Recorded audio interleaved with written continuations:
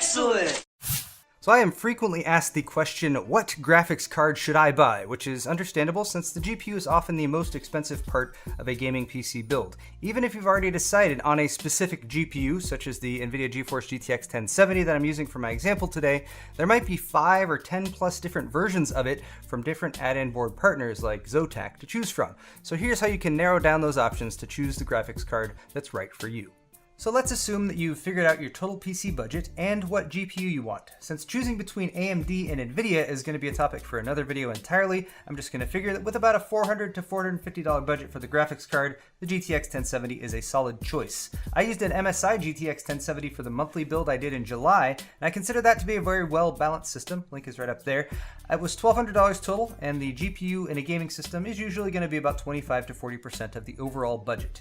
The good news is that as long as you're considering a single specific GPU from either AMD or NVIDIA, what doesn't matter are the base specs that will not change. All GTX 1070s, whether they're from Zotac or EVGA or Asus or MSI, use NVIDIA's GP104 Pascal GPU beneath the cooler with 1,920 CUDA cores, 120 texture units, providing 6.5 teraflops of raw compute performance. You'll also get 8 GB of GDDR5 memory, but that is where the consistency ends. What does matter and what can change significantly from board to board is GPU and memory frequencies, cooling performance, noise generation, size, aesthetics, and those little bonus extras that the manufacturers might throw in from time to time. All these variations matter to some degree, but the nice thing is that if you don't care about one particular category, like aesthetics for example, you can pretty much ignore it and focus on the more important differences. Let's run down each one.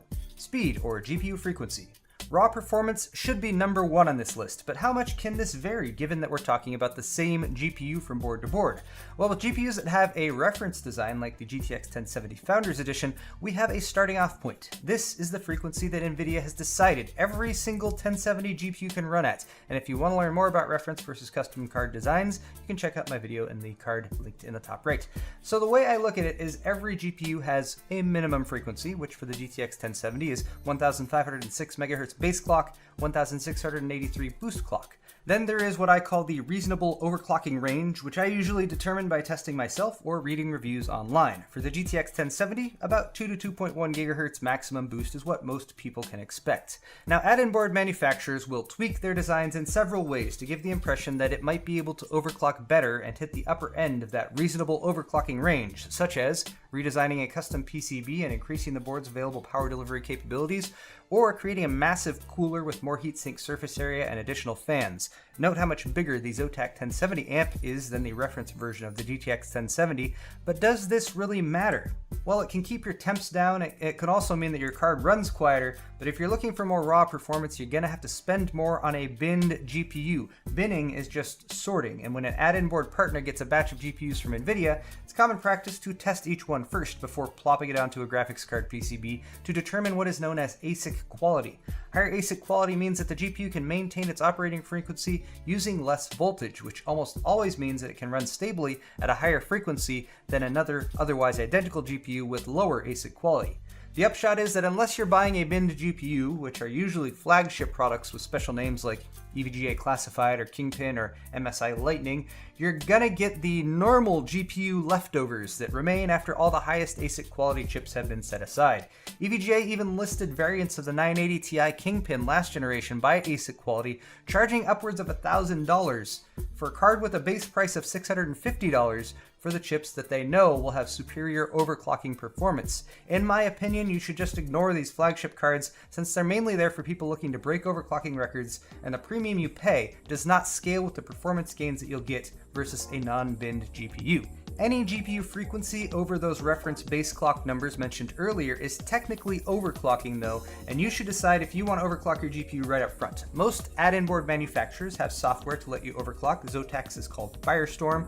By simply adding a 200 MHz positive offset to the GPU clock on this card, I was able to overclock to about a 2 GHz boost clock, and it actually ran at 2050 to 2075 MHz during testing. This is a good overclock, but also nothing special compared to other GTX 1070s that I've tried, including the lowly Founders Edition. Even with the big cooler, the extra 8-pin power delivery, sexy carbon fiber accents and all, the determining factor for this 1070 amp overclock was the luck of the draw with the GPU's ASIC quality more than anything else. All this is to say that with the majority of GTX 1070s or any specific GPU that you're looking at, you're better looking at other factors to decide which one to buy out of the box than just frequency alone.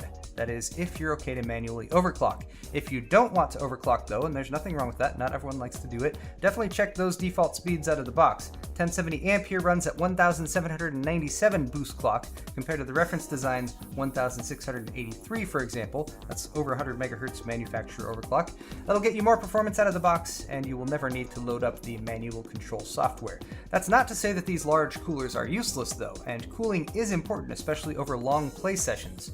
If your GTX 1070 gets hotter than 83 degrees Celsius, it will reduce the operating frequency, which will also reduce performance. So fortunately, this big cooler never allowed my GPU to get above 72 degrees Celsius. Also, that cooling efficiency means that the fans don't need to work as hard. Under max load, the Zotac 1070 amp never had to push the fans beyond 40% speed to keep the temperatures under control, so the card was basically silent unless I put my ear right up next to it, and a silent running card is a very desirable selling point. Also, when it's not using any of the power, it doesn't even spin the fans up, so that's nice too. Those are the most practical considerations for choosing a specific third-party graphics card design, but there are other things to take into account as well. With a custom PCB, you might consider water cooling in the future, so custom PCBs need custom water blocks. You may or may not have one available from a manufacturer like EK, so for that reason you might want to go with a reference style PCB. The boards can also be bigger though, and the cooler size can also increase, so having room in your case is a very important consideration. Having a long GPU can conflict with drive bays, and having a 2 slots or even 3 slot sized cooler can block expansion slots. You might also consider the card's design and aesthetics, especially if your case has a side panel window and you want to get all matchy-matchy and stuff. Colors, or lack thereof, are either the least important thing on your list or the most important, I guess, depending on how much of a visual person you are. The yellow accent stripe on this card's backplate, for example, is a make or break aesthetic choice. It would work perfectly in a yellow accented build, but would stand out horribly in other color schemes. If color coordination is important to you, consider this carefully, as otherwise you might have to resort to modding or painting things to work, which, while fun, can void your warranty. Lighting is also the new rage in GPUs and motherboards now too. There's RGB LEDs on the Zotac logo and the accents on the shroud of the 1070 amp. You can control them with the Firestorm software. Just make sure that your GPU's LEDs will match with your build if they're a static color, or double check that they can be disabled or controlled with software. If you're still on the fence in your GPU buying decision, consider these extras. A backplate like the nicely designed wraparound job on the Zotac amp is largely an aesthetic addition, but often considered quite valuable as an upgrade since it is usually very visible in your case.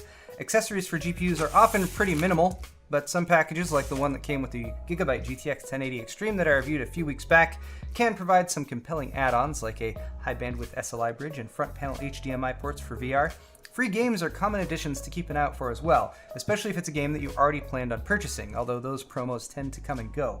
Also, a good warranty can provide some peace of mind. Zotac provides a 2-year warranty, which is extendable to 3 if you register your card. And finally, mail-in rebates can help save on pricing, as long as you remember to mail them in, of course. So what graphics card is right for you? Well, that depends on you, your budget, your build, and your personal taste. But as long as you don't mind the yellow, I think Zotac has built a very nice GTX 1070 in their amp edition right here. So check the description down below for a link to this card on Amazon. It's got current pricing if you're interested, or use what you've just learned in this video to make your own choice. There's also a link to the Paul's Hardware store down there where you can buy shirts. While you're at it, hit the like button and get subscribed if you enjoyed this video. Thank you for watching, and I'll see you next time.